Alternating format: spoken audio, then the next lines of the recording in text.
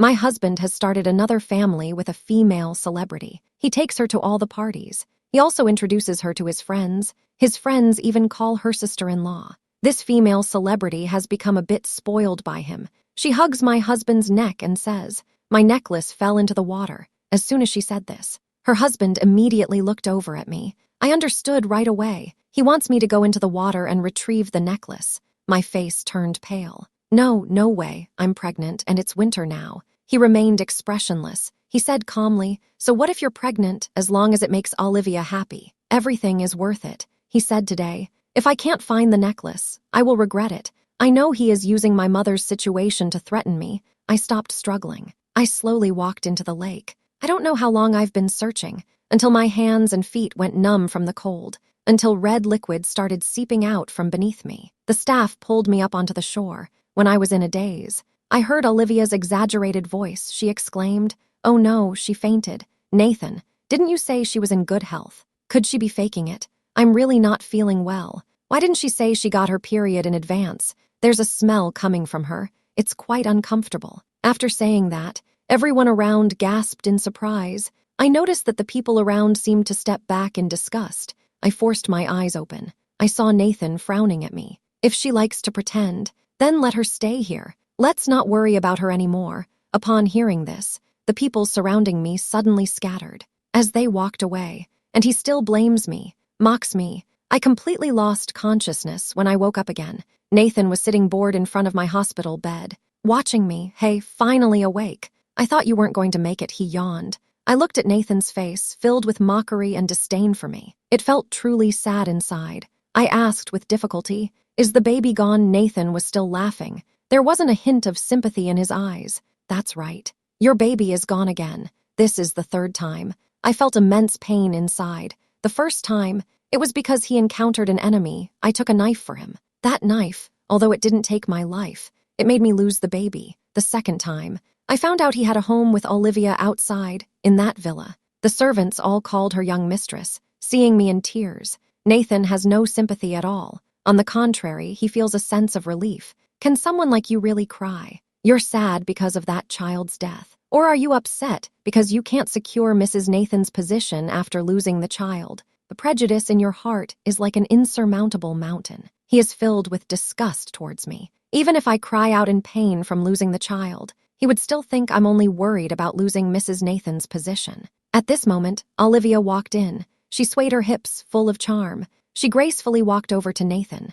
She linked her arm with his, with a charming smile on her face. She occasionally glanced at me sideways. Her eyes were full of disdain and provocation. "Nathan, why does her complexion look so bad? Isn't it just because she lost a child? Look at her pitiful appearance. Is she pretending to be pitiful?" Olivia's voice is sickeningly sweet. Nathan seems to be enjoying this scene. It's like he's performing just for me. He even gently brushed her nose. Maybe Babe was right. Sophia is indeed a very thoughtful person. I'm not as angry or intolerant as I imagined I would be. He used to say that to me. I would always be heartbroken and breathless. Now, I can actually smile. People really do change, just like Nathan, who used to care for me so much. Now he has become unrecognizable. I understand why he hates me. It's not just that he hates me. I hate myself too. Olivia is still smiling. "Nathan, let's go. Weren't you supposed to accompany me to the auction?" I didn't expect that. Nathan didn't leave. In Olivia's puzzled gaze, Nathan gently kissed her forehead. "Be obedient. You go by yourself. I need to stay with her." "Why?" Olivia looked unhappy. She glared at me angrily. I felt nothing, lying on the hospital bed. Motionless, Nathan quickly comforted her. "There are reporters outside for Nathan Group. I have to put on a facade." Upon hearing this answer, Olivia wiped her tears. She smiled. Then let's leave it at that. They were still chatting and laughing, close and intimate. Yet I was immersed in memories. 5 years ago, I went through a medical dispute in the hospital. At that time, I was a doctor. Because I couldn't save a child, the family of the patient deeply resented me. The lead surgeon, on my way home after work, that family member suddenly lost control of their emotions.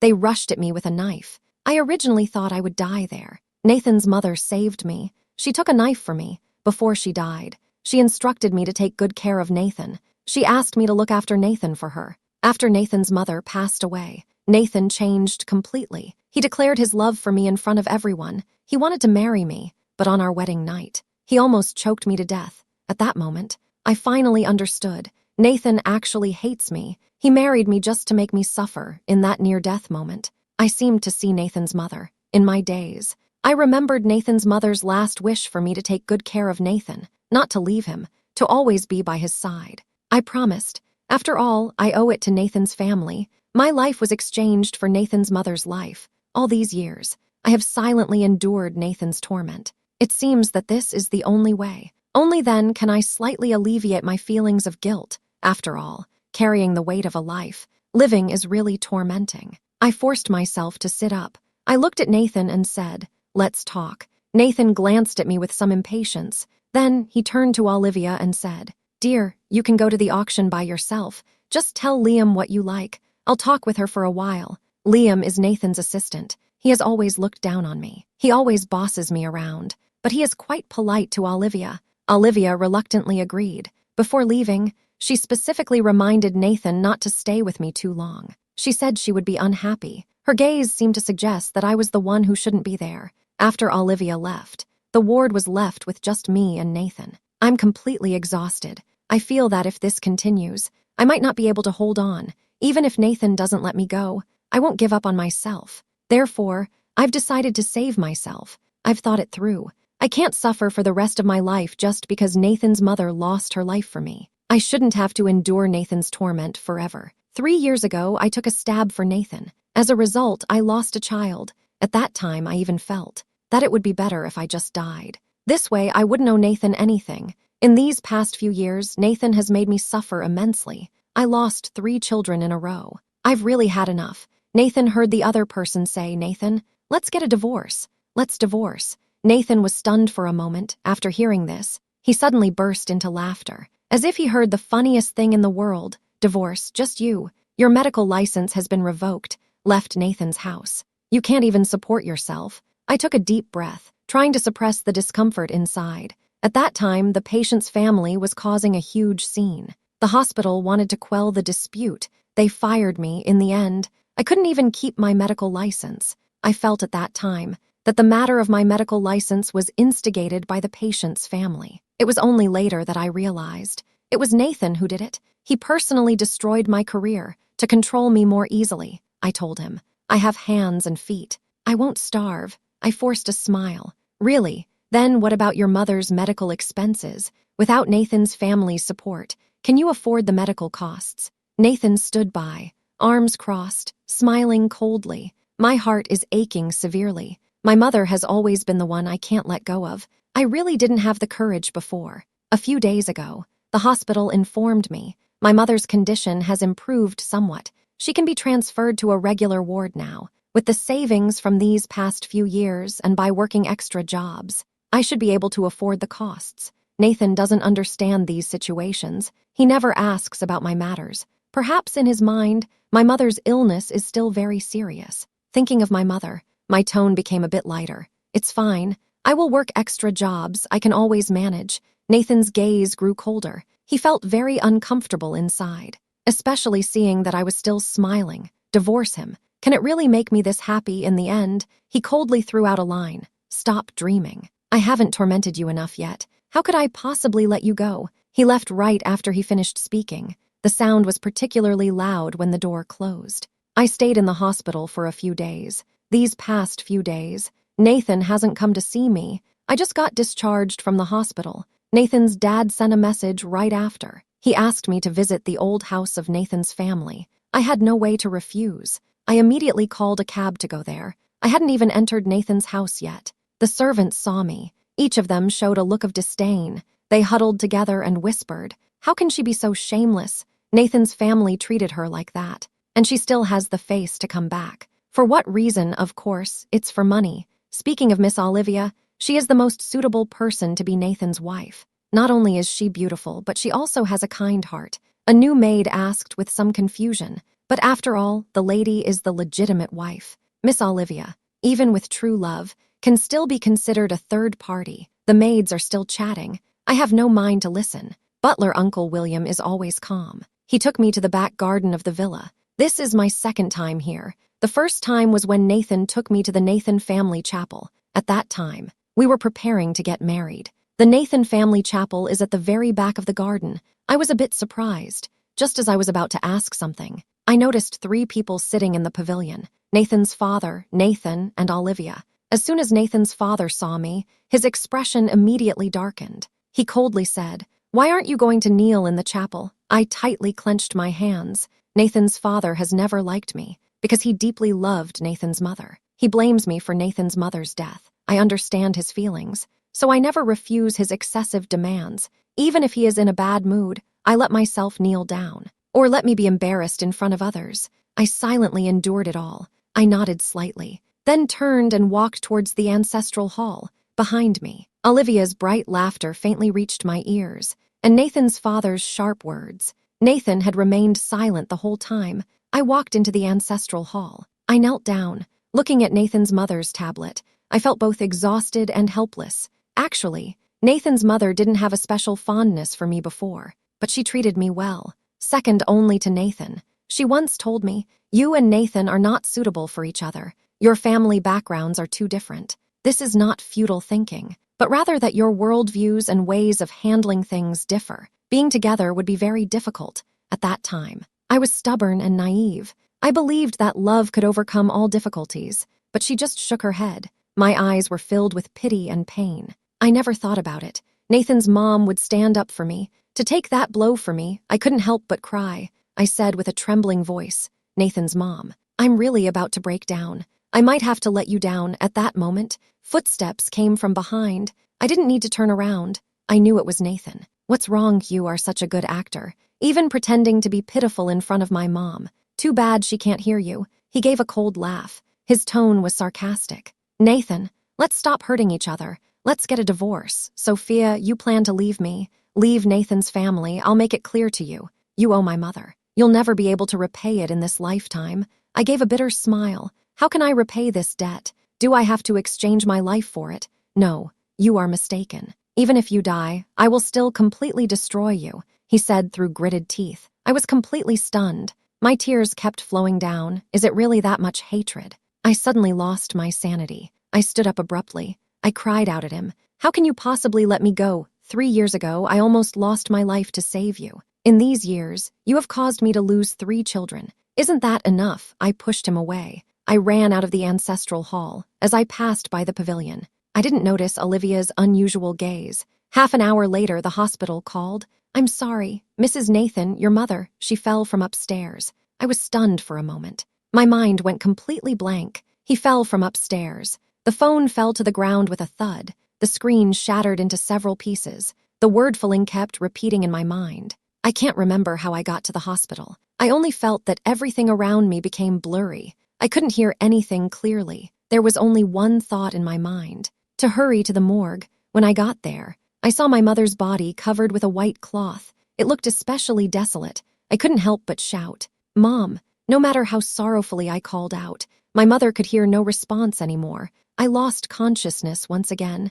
I opened my eyes again. I found Olivia standing by the bed staring at me. I asked in surprise, "How did you get here?" My voice was so hoarse that it was almost inaudible, but Olivia understood me. She smiled very happily. I heard him say, "I heard that your mother passed away." I widened my eyes in shock, but then I heard her continue to say, "Your mother really couldn't handle the pressure. I just had someone convey some messages to her. She just couldn't take it. She chose to end her own life. Olivia, it's you. It was you who did this." I shouted loudly. I tried to rush towards her, but I was too weak. I fell back heavily onto the hospital bed, gasping for breath. Olivia wasn't afraid of me at all. She stepped closer to me, with that fake smile still on her face. She wanted to hit me. "With you looking so listless, you still want to fight me. Besides, she herself has a poor mental endurance. Can you blame me?" she said while pouting her lips. Her expression was both innocent and somewhat aloof. Olivia pretended to look innocent.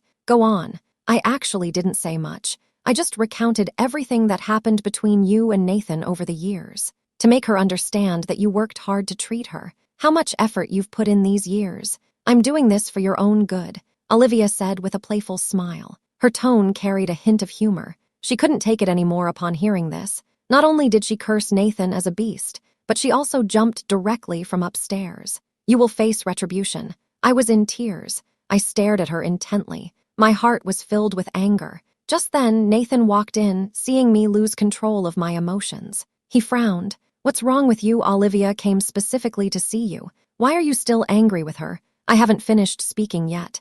Olivia interrupted. Do you know, it's about my mom. She played a recording. It was my mother's accusation against the Nathan family before she passed away. No one in the Nathan family is good. They don't deserve to be human. Why did Nathan want to hurt my daughter? The more Nathan listened, the worse his expression became. He rushed up in a few steps. He tightly grabbed my neck. He gritted his teeth and said to me, "Your mother gave birth to a person like you. Indeed, she is not a good person. They are all the same kind." My originally hollow and vacant eyes suddenly filled with intense hatred. I strained to prop myself up. I picked up the fruit knife from the bedside table. I stabbed fiercely at Nathan, but due to my weakness, this stab was not very deep. Nathan released his grip from my neck. He stared in shock at the knife embedded in his shoulder. "How dare you hurt me?" I was already exhausted. I lay weakly on the bed.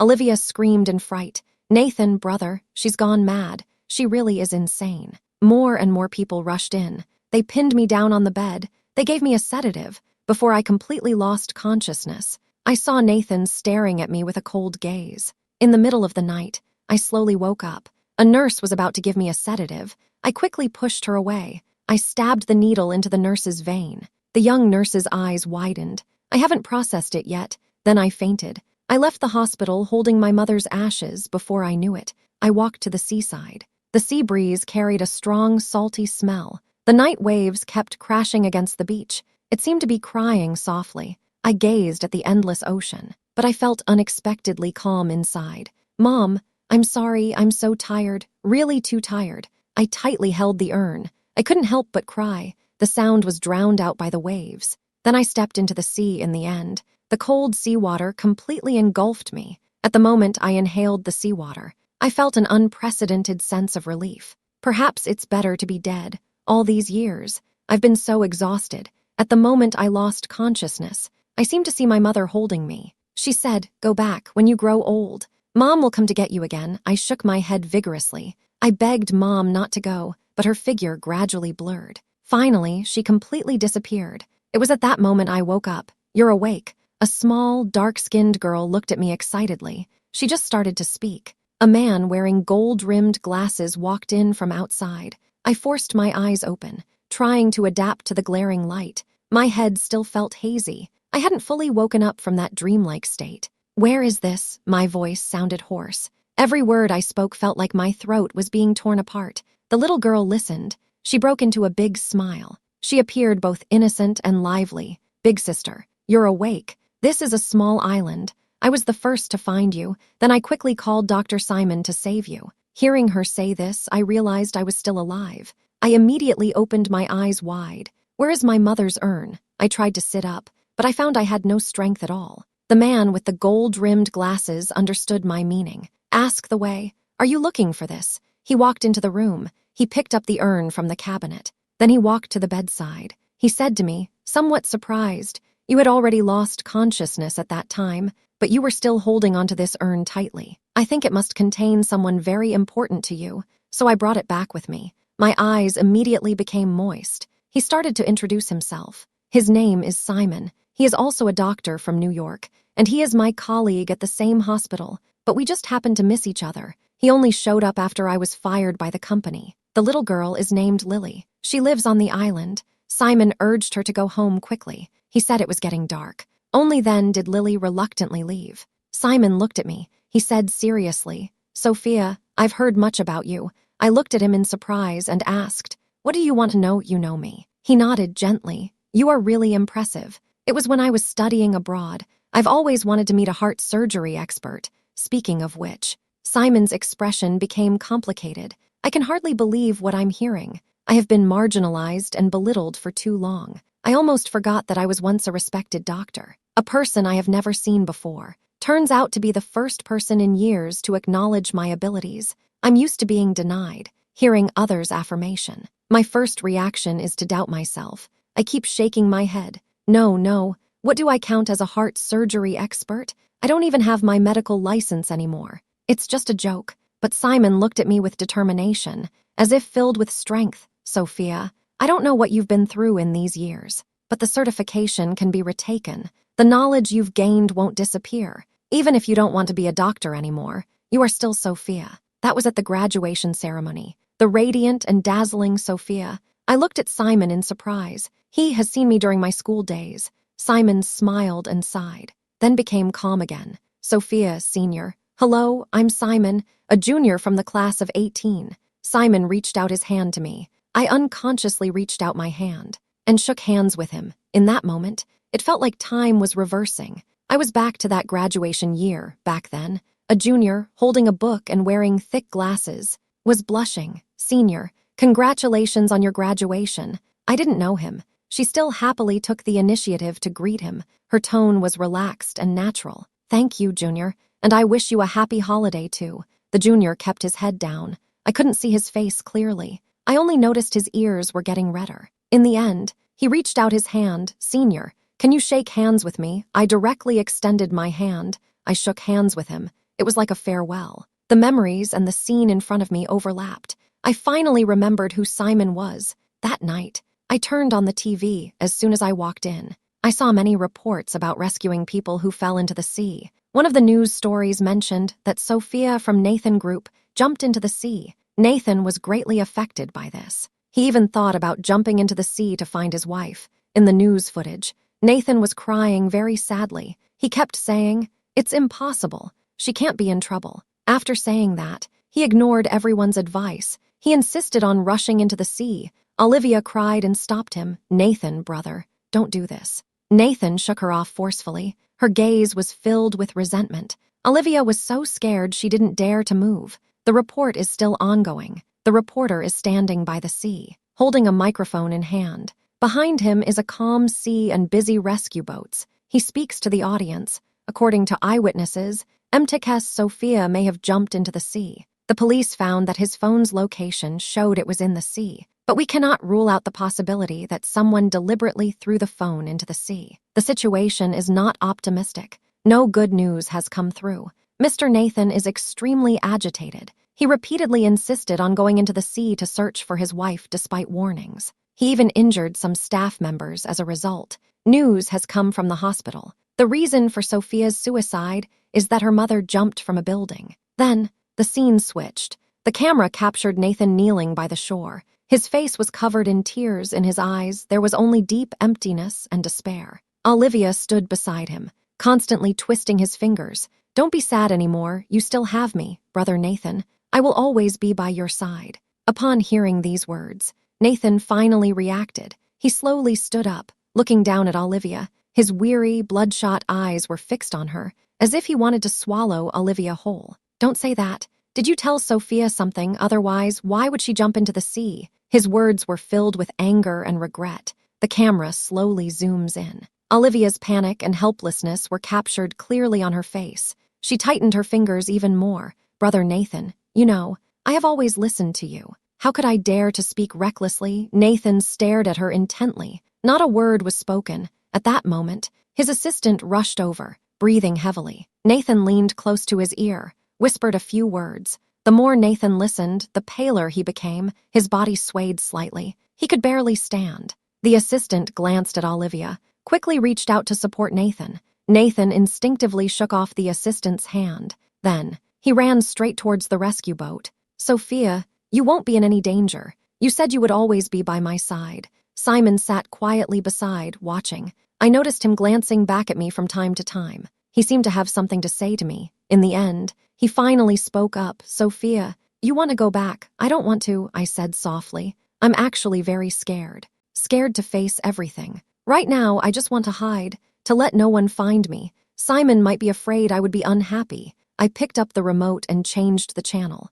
but the TV screen changed. It was still broadcasting news about Nathan's family. At the press conference, Nathan's father spoke with a serious expression. "Regarding the recent diving incident, I feel very sad. We have not given up. Nathan Group will do everything possible to assist in the rescue efforts. I hope everyone won't easily believe rumors. Don't casually blame Nathan Group." The flashbulbs kept flashing. illuminating Nathan's father's wrinkled and sorrowful face. If it weren't for my familiarity with Nathan's father's character, I would have almost been deceived by his current demeanor. If you listen carefully, you can find that every word he says is actually for the sake of Nathan Group, worried about Nathan Group's reputation being harmed. Then, my diving news sparked a lot of attention online. Simon smiled and handed me his phone and said to me, "Look, many people are speaking up for you. Everyone knows what's going on in their hearts." Then I scrolled to the comments section of the news. I found that it was filled with netizens' messages. One person said, "The boss lady of Nathan Group suddenly jumped into the sea. This matter is definitely not simple. I always feel there's something wrong. Wasn't there a reporter who caught Nathan taking care of Olivia before? Otherwise, with Olivia's acting skills, how could she possibly get such good film and television resources upstairs? Don't talk nonsense. Whether it's a rumor or not, we'll know in the future." Everyone is saying their piece. It's a heated argument. Many marketing accounts post unverified news to attract attention. For example, they might say, "Sophia's case might be a revenge killing. The police are investigating. The internal conflicts within the wealthy families are very intense. Sophia unfortunately became a victim of this struggle." These so-called rumors quickly triggered a larger public outcry. I never anticipated that. My passing surprisingly triggered such a huge response. Simon saw that my eyes were red. He gently patted my shoulder and said, "Senior, you should get some rest early." In the following days, I was recuperating in Simon's small clinic. Lily was particularly lively. She came to see me every day. She liked to chatter about all sorts of interesting things around me, trying to cheer me up. Simon was especially attentive to me. He took care of me as if I were a treasure. One day, he suddenly told me, after he learned that I was hurt by a patient's family. He resigned from his job at the hospital. Later, he kept looking for me. Eventually, he found out that I was already married. He was worried it would give Nathan the wrong idea, so he stopped trying to find me. After all, no man can tolerate someone always thinking about his wife, Simon said. "Sophia, what I regret the most is being too moral 5 years ago. If I hadn't been so concerned back then,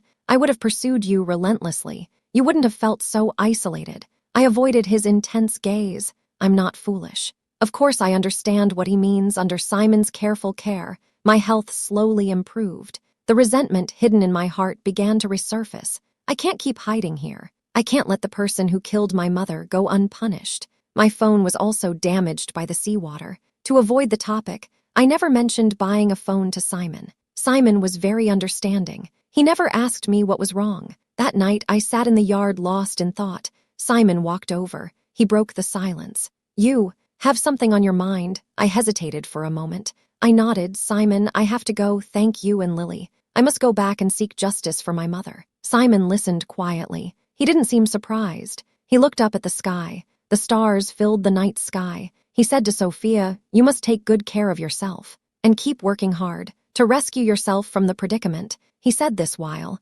handing me a new phone. His eyes seemed a bit wet. Simon's voice was choked. He said, "I understand. You don't want me to get involved in your matters. I also believe you have the ability to seek justice for your aunt if you're tired. Just come find me. I will be waiting for you on the island, Senior." I nodded. I stood up. I didn't dare to look at Simon anymore. I tightly held the phone and said to him, "Thank you. Simon, really, thank you very much. I wish you all the best." I nod my head. I walk into the darkness without hesitation. The moment I got my phone, finally I can understand what's happening outside. Simon also helped me get a new SIM card. I open WhatsApp. Messages flood in like a tide. Most of them are from Nathan. "Sophia, where are you?" After you see the message, can you reply to me? Stop messing around. Let's live well from now on. Is that okay, Sophia? Seeing these messages, my heart is in turmoil. The next day, I left the island. Lily came to see me off. She hugged me and cried sadly. "Sister, I will miss you.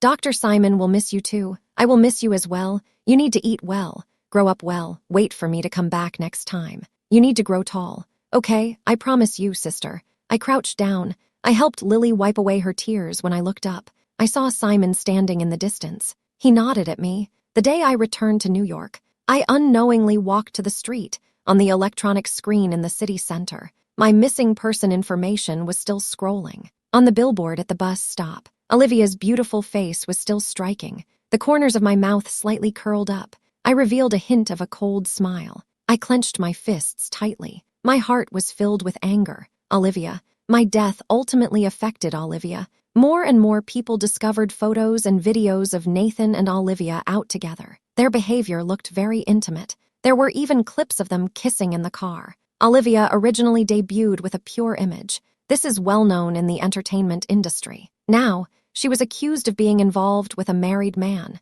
Once the news spread, it immediately triggered a media storm. Olivia's social media accounts are flooded with comments and private messages. Didn't you say there was nothing between you and Nathan? How could you be caught kissing in the car? Olivia, as an actress, you should cherish your reputation. You can date, but you shouldn't get entangled with a married man. I'm so disappointed in you. I thought you were a pure little flower, but I didn't expect you to be a black-hearted lotus. Negative comments are flooding the comment section. The content is hard to look at. Meanwhile, Nathan is also encountering trouble. Despite Nathan's father trying hard to control the spread of information, they are also struggling to resist the opponent's offensive. Many competitors have begun to take the opportunity to suppress Nathan Group in the marketplace. They are constantly applying pressure on Nathan Group online. They are spending large amounts of money to spread the news that Nathan drove his ex-wife to death. I was reminded of the incident with the medical disputes at the hospital. Once a person passes away,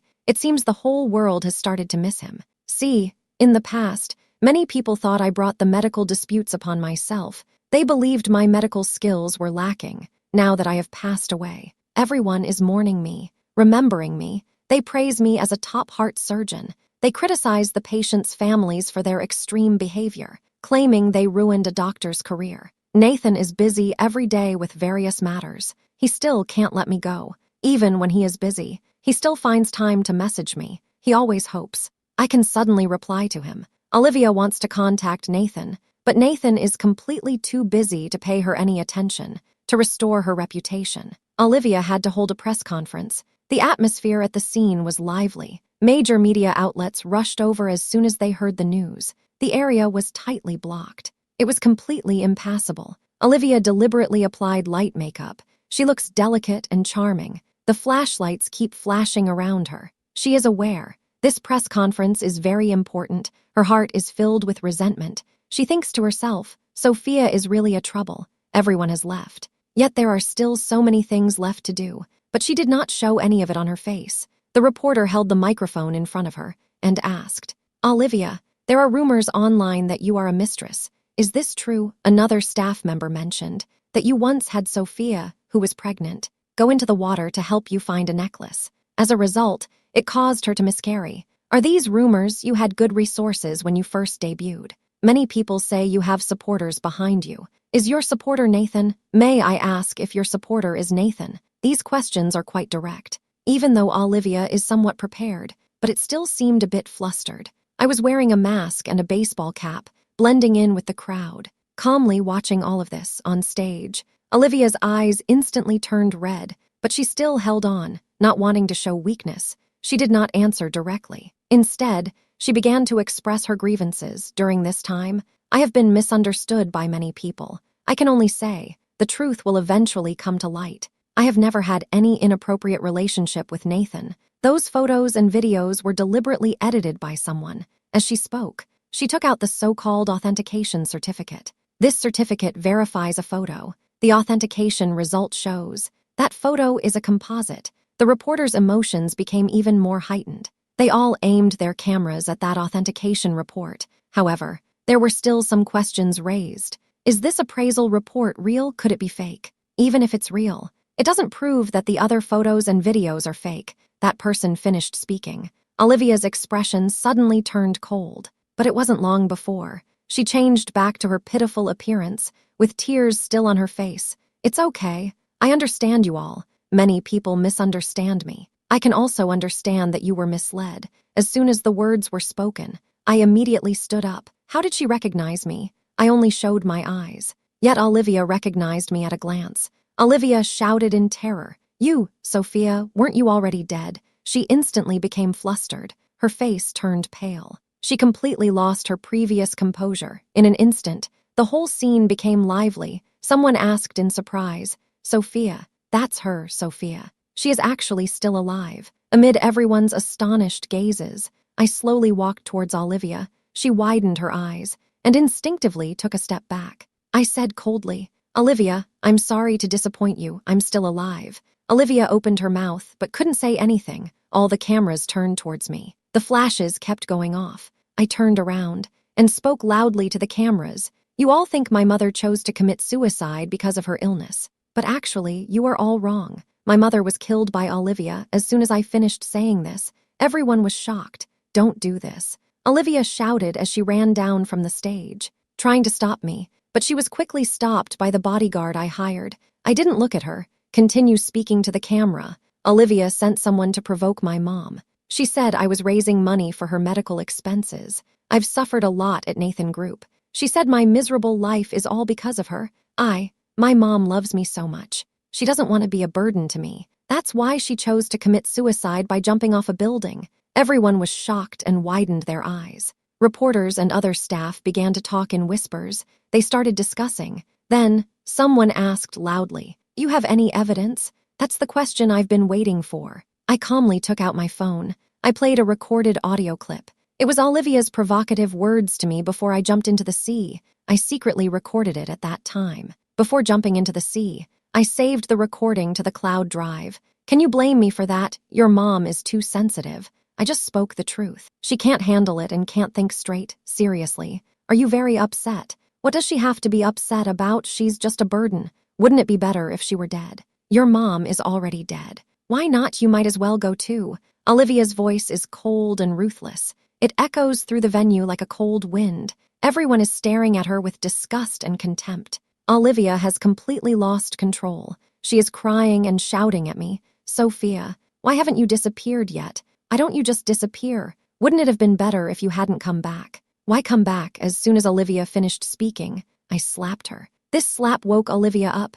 She looked around and found everyone was looking at her with reproachful eyes. She understood. "It's all over for me." Olivia was momentarily stunned. She kept murmuring, "It's over. I'm finished." Just then, Nathan rushed over. He saw me. His eyes were red. His gaze was filled with affection and regret. "Sophia, you're still alive." His voice trembled as he spoke. I didn't want to hear him continue. I turned my gaze to Olivia. I saw her curled up on the ground. She looked very pained. I finally showed a long-lost smile. This press conference ultimately became the courtroom for Olivia's fall into the abyss. Nathan finally learned the truth. He finally remembered the foolish things he had done to me over the years. He just couldn't accept that his mother died to save me. So he has been tormenting me all these years. All these years. I am in pain. He is in pain too. Later, he met Olivia. He found that she resembled me when we first met, so Nathan transferred all his feelings for me onto Olivia until I passed away. Only then did he realize Olivia could never replace me. He felt regret and pain. Fortunately, I have returned. The flashbulbs are still flashing continuously, but he completely ignores them, kneeling in front of me, pleading, "Sophia, can you forgive me? I don't know what Olivia did to Auntie." Nathan wanted to say he wasn't responsible, but looking back on these years, the word innocent, he really couldn't bring himself to say it. "Nathan, I no longer love you. Nathan's mother once saved my life, and I almost lost my life because of you. Now we're even. Let's just go our separate ways from now on." He wanted to say something, but I didn't give him the chance. And I continued speaking. "If you push me again, it's like you want me to die." Nathan was frightened by my resolute gaze. In that moment, Nathan understood. We could never go back to how things were. He couldn't find any lingering attachment in my eyes. The surroundings were bustling, but it seemed he couldn't hear anything. He was just staring at my determined figure as I left. I returned to the island once again. Simon and Lily came to pick me up. I said, "I'm back." I continued to pursue my career on the island. Because things had gotten too big, my medical license was also reinstated, but I didn't go back to work. Instead, I stayed at a hospital on the island with Simon. Life went on peacefully like this.